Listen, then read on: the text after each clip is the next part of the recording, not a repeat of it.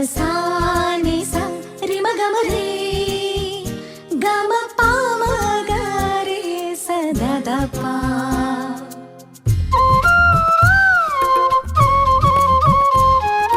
புல்வெளி பெய்யும் சாரலை போல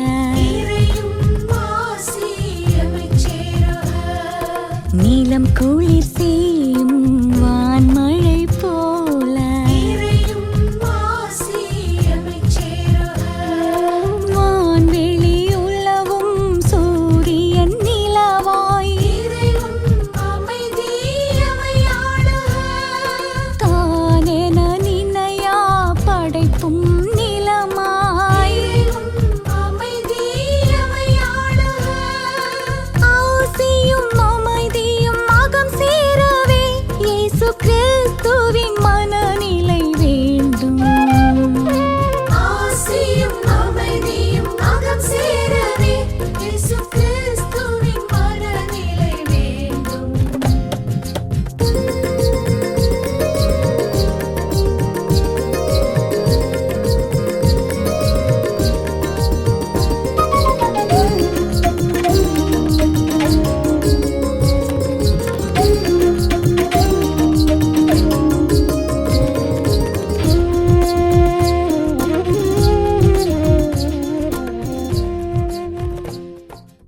தந்தை மகன் தூயாவியாரின் பெயராலே ஆமேன். ஆண்டவரே இயேசு கிறிஸ்துவுக்குள் வாழ்கின்ற அருமையான மரியாவிஷன் நேயர்களே, அன்பர்களே, நண்பர்களே, ஆருயிர் பெற்றோர்களே, அனைவருக்கும் அன்பார்ந்த வணக்கங்களையும் வாழ்த்துக்களையும் கூறி இந்த இறைவார்த்தை சிந்தனைக்கு அழைப்பதிலே மகிழ்ச்சி அடைகின்றேன். இந்த இறைவார்த்தையானது யோவான் நற்செய்தியிலிருந்து எடுக்கப்பட்டிருக்கிறது. நூல் பிரிவு 11 1 முதல் 45 வரை உள்ள இறைவார்த்தைகளாக இருக்கின்றன. சுருக்கமான இறைவார்த்தை உங்களுக்கு நான் வாசிக்கின்றேன். அக்காலத்தில் லாசரின் சகோதரிகள் இயேசுவிடம் ஆள் அனுப்பி, ஆண்டவரே, உம் நண்பன் நோயிற்றிருக்கிறான் என்று தெரிவித்தார்கள். அவர் இதை கேட்டு, இந்நோய் சாவில் போய் முடியாது, கடவுளின் மாட்சி விளங்கவே இவன் நோயிற்றான், இதனால் மானிட மகனும் மாட்சி பெறுவார் என்றார். மார்த்தாவிடம் அவருடைய சகோதரியான மரியாவும் லாசரிடம் இயேசு அன்பு கொண்டிருந்தார். லாசர் நோயிற்றிருந்தே கேள்விப்பட்ட பிறகு தாம் இருந்த இடத்தில் இன்னும் 2 நாள் அவர் தங்கியிருந்தார். பின்னர் தாம் சீடரிடம் மீண்டும் யூதேயாவுக்கு போவோம் வாருங்கள் என்று கூறினார். இயேசு அங்கு வந்தபோது லாசரை கல்லறையில் வைத்து ஏற்கனவே 4 நாள் ஆயிருந்தது. இயேசு வந்து கொண்டிருக்கிறார் என்பதை கேள்விப்பட்டது மார்த்தா அவரை எதிர்கொண்டு சென்றார். மரியா வீட்டில் இருந்து விட்டார். மார்த்தா இயேசுவை நோக்கி, ஆண்டவரே, நீர் இங்கே இருந்திருந்தால் என் சகோதரன் இறந்திருக்க மாட்டான். இப்போது கூட நீர் கடவுளிடம் கேட்பதையெல்லாம் அவர் உமக்கு கொடுப்பார் என்பது எனக்கு தெரியும் என்றார். இயேசு அவரிடம், உன் சகோதரன் உயிர்த்தெழுவான் என்றார். மார்த்தா அவரிடம், இறுதி நாள் உயிர்த்தெழுதின் போது அவன் உயிர்த்தெழுவான் என்பது எனக்கு தெரியும் என்றார். இயேசு அவரிடம், உயிர்த்தெழுதலும் வாழ்வும் நானே. என்னிடம் நம்பிக்கை கொள்ளுவர் இறப்பினும் வாழ்வார். உயிரோடு இருக்கும் போது என்னிடம் நம்பிக்கை கொள்ளும் எவருமே என்றுமே சாக மாட்டார். இதை நீ நம்புகிறாயா என்று கேட்டார். மார்த்தா அவரிடம், ஆமாண்டவரே, நீரே மெசியா, நீரே இறைமகன், நீரே உலகிற்கு வர இருந்தவர் என நம்புகிறேன் என்றார். இயேசு உள்ளங்குமுறை கலங்கி, அவனை எங்கே வைத்தீர்கள் என்று கேட்டார். அவர்கள் அவரிடம், ஆண்டவரை வந்து பாரும் என்றார்கள். அப்போது இயேசு கண்ணீர் விட்டு அழுதார். அதை கண்ட யூதர்கள், பாருங்கள், லாசரு மேல் இவருக்கு எத்துணை அன்பு என்று பேசிக்கொண்டார்கள். ஆனால் அவர்கள் சிலர், பார்வையற்றவருக்கு பார்வையளித்த இவர் லாசரை சாகாமல் இருக்க செய்ய இயலவில்லையா என்று கேட்டார். இயேசு மீண்டும் உள்ளங்குமுறியவராய் கல்லறைக்கு அருகில் சென்றார். அது ஒரு குகை, அதை ஒரு கல் மூடியிருந்தது. கல்லை அகற்றி விடுங்கள் என்றார். இயேசு இறந்து போன சகோதரியான மார்த்தாவிடம், ஆண்டவரை, 4 நாள் ஆயிற்றே, நாற்றம் அடிக்குமே என்றார். இயேசு அவரிடம், நீ நம்பினால் கடவுளின் மாட்சியை காண்பாய் என நான் உன்னிடம் கூறவில்லையா என்று கேட்டார். அப்போது அவர்கள் கல்லை அகற்றினார்கள். இயேசு அன்னார்ந்து பார்த்து, தந்தையே, நீர் என் வேண்டுதலுக்கு செவி சாய்த்ததற்காக உமக்கு நன்றி கூறுகிறேன். நீர் எப்போதும் என் வேண்டுதலுக்கு செவி சாய்க்கிறீர் என்பது எனக்கு தெரியும். எனினும் நீர் என்னை அனுப்பினீர் என்று சூழ்ந்து நிற்கும் இக்கூட்டம் நம்பும் பொருட்டே இப்படி சொன்னேன் என்று கூறினார். இவ்வாறு சொன்னபின் இயேசு உரத்த குரலில், லாசரே, வெளியே வா என்று கூப்பிட்டார். இறந்த உயிரோடு வெளியே வந்தார். அவருடைய கால்களும் கைகளும் துணியால் சுற்றப்பட்டிருந்தன. முகத்தில் துணி சுற்றப்பட்டிருந்தது. கட்டுகளை அவிழ்த்து அவனை போகவிடுங்கள் என்று இயேசு அவரிடம் கூறினார். மரியாவிடம் வந்திருந்த யூதர் பலர் இயேசு செய்ததை கண்டு அவரை நம்பினர். கிறிஸ்து வழங்கும் நற்செய்தி. கிறிஸ்துவை உமக்கு புகழ். ஆண்டவர் இயேசு கிறிஸ்துவுக்குள் வாழ்கின்ற அருமையான என் சகோதர சகோதரிகளை, இன்றைய தினத்திலே நாம் எடுத்திருக்கின்ற மைய சிந்தனையானது கட்டுகளை அவிழ்த்து விடுங்கள், கட்டுகளை அவிழ்த்து விடுங்கள் என்று சொல்லக்கூடிய அருமையான ஒரு செய்தியை நாம் சிந்திக்கின்றோம், தியானிக்கின்றோம், ஜெபிக்கின்றோம். கட்டுகள் என்று சொல்லுகின்ற பொழுது ஒரு மனிதனுடைய உடலிலே நோய் வருகின்ற பொழுது அந்த நோயானது அவனை கட்டி போடுகின்றது. அந்த நோயிலிருந்து படிப்படியாக வெளியே வருகின்ற பொழுது, நலமடைகின்ற பொழுது அவன் விடுதலை அடைகின்றான். ஒரு மனிதனுடைய உள்ளத்திலே சோகமும் துன்பமும் கவலையும் கஷ்டமும் பயமும் இன்னல்களும் இடையூறுகளும் இருக்கின்ற பொழுது அவனுடைய மனம் கட்டப்படுகிறான். அவன் துன்புறுகின்றான், மன வருத்தப்படுகின்றான். அதே துன்பத்திலிருந்து படிப்படியாக அவனுடைய சிந்தனைகள், அவனுடைய கஷ்டங்கள், அவனுடைய துன்பங்கள், துயரங்கள், நோய்கள் எல்லாவற்றிலிருந்தும் அவன் படிப்படியாக வெளியே வருகின்ற பொழுது விடுதலை அடைகின்றான். அவனுடைய கட்டுக்கள் அகற்றப்படுகின்றன. அதுபோன்றுதான் ஒரு மனிதனுடைய வாழ்க்கையில அவன் கொண்டிருக்கின்ற எண்ணங்கள், சிந்தனைகள், மதிப்பீடுகள், வேல்யூஸ், இவைகளிலிருந்து ஒரு மனிதன் விடுபட்டு நல்ல சிந்தனைகள், நல்ல மதிப்பீடுகளுக்கு கடந்து செல்கின்ற பொழுது அவன் விடுதலை அடைகின்றான். அவனுடைய கட்டுக்கள் அகற்றப்படுகின்றன. அவனுடைய சிந்தனைகள் சிதறடிக்கப்படுகின்றன, சிறகடித்து பறக்கின்றன. எனவே அவன் உரிமை வாழ்வை பெற்றுக் கொள்ளுகின்றான். எனவேதான் ஆண்டவர் இயேசு கிறிஸ்து தன்னுடைய தந்தையினுடைய சித்தத்தை நிறைவேற்றுவதற்காக உடல் ரீதியாக ஒரு தனிமையான ஒரு வாழ்க்கையை மேற்கொள்ளுகின்றார். உள ரீதியாக தனிமையான ஒரு விடுதலை வாழ்வை பெறுகின்றார். ஆன்மீக ரீதியாக அவர் முழுமையான சுதந்திரமான ஒரு வாழ்வை பெற வேண்டும் என்று விரும்புகின்றார். லாசருடைய நிகழ்ச்சியை பார்க்கின்ற பொழுது பலதரப்பட்ட ஆளுமைகளை பார்க்கின்றோம். ஒன்று, மார்த்தாள் மரியாளுடைய அன்பு, பாசம், நேசம், உடனிருப்பு. இரண்டாவது, அந்த சூழ்நிலையிலே குதர்க்கமான விவாதங்களை கொண்டு வருகின்ற மறைநூல் அறிஞர்கள், பரிசேயர்கள், சுயநலவாதிகள் என்று சொல்லுகின்ற குள்ளநரி கூட்டங்கள். இவருக்கு நோயை குணப்படுத்த முடியும், பார்வை கொடுக்க முடியும், உயிரை கொடுக்க முடியும், முடக்குவாதத்தை நீக்க முடியும், பாவங்களை மன்னிக்க முடியும் என்று சொன்னால் இவன் இறந்து போவான் என்று சொல்லி இவருக்கு தெரியாதா? அப்படி என்று சொன்னால் நேரத்தோடு வந்திருக்க கூடாதா? நேரத்தோடு வந்திருந்தால் இவன் சாகாமல் இருந்திருப்பான் அல்லவா? இவர்கள் அழுதிருக்க மாட்டார்கள் அல்லவா?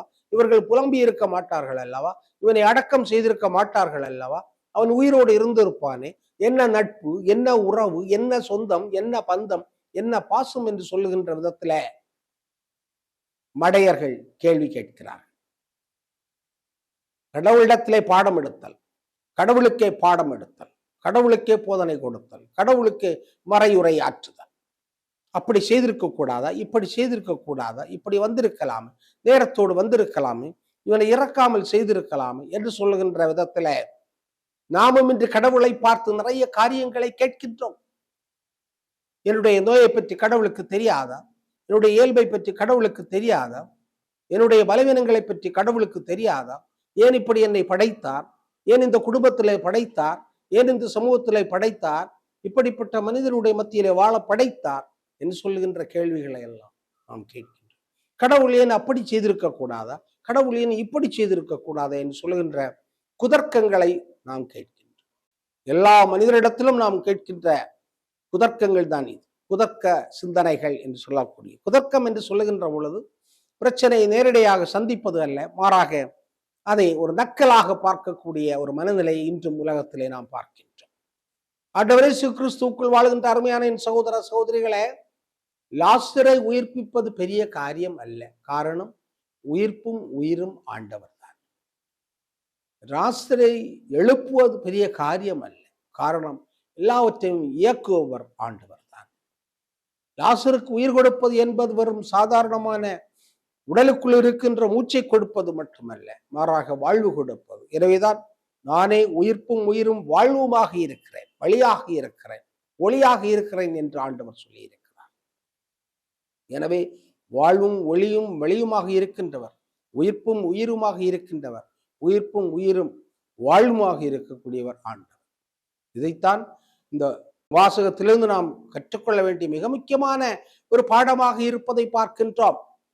ஆண்டவர் இயேசு கிறிஸ்துவுக்குள் வாழ்கின்ற அருமையான என் சகோதர சகோதரிகளே, என்னை நம்புகின்றவர்கள் வாழ்வார்கள், நன்றாக வாழ்வார்கள், உடல் நலத்தோடு வாழ்வார்கள், நோயில்லாமல் வாழ்வார்கள், நொடியில்லாமல் வாழ்வார்கள். அதைத்தான் ஆண்டவர் இன்று வலியுறுத்த செய்கின்றார். எனவே இந்த தவ காலத்திலே இந்த துன்பங்கள், துயரங்கள், இறப்புகள், நோய்கள், நொடிகள் இவைகளை பற்றி நாம் சிந்திக்கின்ற பொழுது இது கடவுளுடைய கரம் எப்படி இருக்கிறது என்பதை பற்றி நாம் ஆய்ந்து பார்க்க கடமைப்பட்டிருக்கின்றோம். எனவே கல்லறை மூடி இந்த கல்லை நீக்குங்கள் என்று சொல்லுகின்ற பொழுது நாற்றமடிக்குமே என்று சொன்னார்கள். நாற்றமடிப்பது என்று சொல்லக்கூடியது இயல்பான ஒரு மாற்றம், இயல்பான மாற்றம். உடல் உயிரை விட்டு பிரிந்த பிறகு அது தன்னை இழந்து விடுகிறது. உயிரை இழந்து விட்ட உடம்பு என்று சொல்லக்கூடியது அழுகத்தான் செய்யும், இல்லாமல் போகும், மண்ணோடு கலந்து செல்லும். ஆனால் ஆண்டவர் இயேசு கிறிஸ்துவை நம்புகின்றவர்களுக்கு இந்த நாற்றம் என்று சொல்லக்கூடியது மாற்றப்பட்டு வாழ்வாக உயிர் பெற்று எழுவதை பார்க்கின்றோம். எனவே லாசரை எழுந்து வா என்று சொல்லுகின்ற பொழுது ஆண்டவருடைய இறை வார்த்தை செல்லுகிறது, கடந்து செல்லுகிறது, உயிரற்ற உடலிலே உயிர் வருகிறது. அவன் நடக்க முடியாமல் இருந்தான், நடந்தான், நடந்து வருகின்றான். கட்டுக்கள் அவிழ்க்கப்படுகின்றன. கட்டுக்களை அவிழ்க்க வேண்டும். நம்முடைய உடலிலே இருக்கின்ற உபாதைகள், உடலிலே இருக்கின்ற நோய்கள் நம்மை கட்டி போடுகின்றன. கை கால் விளங்காமல் இருந்தால் அது நம்மை கட்டி போடுகிறது. இதயம் செயல்படாமல் இருந்தால் அது நம்மை கட்டி போடுகிறது, அது நம்மை கொன்று விடுகிறது. அதுபோன்றுதான் எல்லா நாடி நரம்புகளும் சரியாக இருந்தால்தான் உடலானது சரியாக இருக்க முடியும். உடலிலே இருக்கின்ற நோய்கள் உடலை கட்டி போடுவது போல உள்ளத்தில் இருக்கின்ற சிந்தனைகள், நம்பிக்கைகள், லட்சியங்கள், குறிக்கோள் இவைகள் எல்லாம் கட்டி போடப்பட்டிருக்கின்றன. கால்களிலே போடப்படுகின்ற விலங்குகளை எல்லாம் அவிழ்த்து விடலாம். ஆனால் மூளையிலே போடப்பட்டிருக்கின்ற விலங்கை நாம் எப்படி அவிழ்ப்பது? மூளையிலே போடப்பட்டிருக்கின்ற கட்டுக்களை நாம் எப்படி அவிழ்ப்பது? இதுதான் பெரிய சிக்கல். மூளையிலே போடப்பட்டிருக்கின்ற கட்டுக்களை மனிதன் சிந்தனையில் தான் அகற்ற வேண்டும், ஜபத்தினால் அகற்ற வேண்டும். நல்ல சிந்தனைகளை கொண்டு தவறான சிந்தனைகள், தவறான குறிக்கோள்கள், தவறான நம்பிக்கைகள், மூட நம்பிக்கைகள் போன்றவற்றை நாம் அகற்றுகின்ற பொழுது நம்முடைய கட்டுக்கள் அகற்றப்படுகின்றன. கடவுளை நம்பிக்கொண்டு ஆலயத்திற்குள் வருகிறோம், ஆனால் கட்டுக்கட்டாக நம்முடைய உடலும் உள்ளமும் ஆன்மாவும் கட்டப்பட்டு கிடப்பதை நாம் உணர்ந்து கொள்வதில்லை. ஆண்டவர் இயேசு கிறிஸ்து அப்படிப்பட்ட ஒரு சமூகத்தை தான் பார்த்தார். மூட நம்பிக்கையுடைய ஒரு சமூகம், பெண்களை அடக்கி ஒடுக்கிய ஒரு சமூகம், ஜாதியத்தை தூக்கி பிடித்த ஒரு சமூகம், சமாரியர்களை ஒழித்து கட்டிய ஒரு சமூகம், சிறுவர்களை கணக்கில் எடுத்துக்கொள்ளாத ஒரு சமூகம், ஆயக்காரர்கள், முடவர்கள், நோயிற்றவர்கள் இவர்களையெல்லாம் கண்டுகொள்ளாத ஒரு சமூகம். இவர்கள் அனைத்துமே இந்த சமூகத்திலே கட்டி போடப்படுகின்ற ஒரு நிலையாக பார்க்கின்றோம். மனிதர்களை கட்டி போடக்கூடியது, அவனை தாழ்ந்தவன் என்றும் இவனை உயர்ந்தவன் என்றும் பார்க்கின்ற ஒரு சமூகம். பிறப்போக்கும் எல்லா உயிர்க்கும் என்று சொன்னான் கவிஞர். ஆனால் பிறப்பிலேயே மனிதர்கள் உயர்ந்தவர்கள் தாழ்ந்தவர்கள் என்று கட்டி போடுகின்ற, மதத்தால் பிரித்து போடுகின்ற, சாதியால் பிரித்து போடுகின்ற ஒரு சமூகத்திலே நாம் இன்று இந்தியாவிலே வாழ்ந்து கொண்டிருக்கிறோம்.